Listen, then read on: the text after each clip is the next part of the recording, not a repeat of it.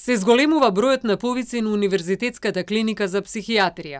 Граѓаните на кои им е потребна психолошка подршка со своји стравувања за можното пролонгирање на пандемијата и свеста за колективното здравје. Линиите за психолошка подршка дневно континуирано се явуваат во просек околу 20 до 30 луѓе и тој број беше од малку намален кога имаше и пат на бројот на заболени, а додека сега гледаме дека пак се зголемува бројот на јавувањата, што би го поврзало со одржувањето на платото на бројот на заболени.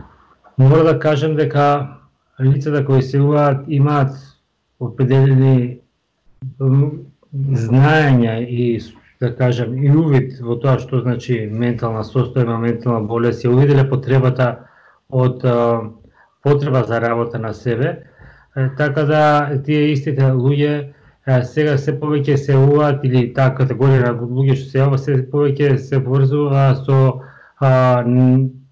непочитувањето на дел од мерките. Доколку се има предвид актуелната состојба со пандемијата со COVID-19, која што го парализираше речиси целиот свет.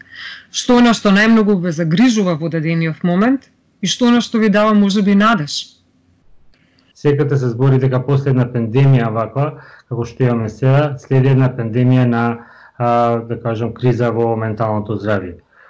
Од друга страна, континуирано во последните години, посебно помеѓу помладите генерации, се следи еден тренд на зголемена, да кажем, свесност, знаења и увид во тоа што е ментално здравје, потребата за подобрување на менталното здравје и тоа се гледа во отвореноста кога се збори за тоа.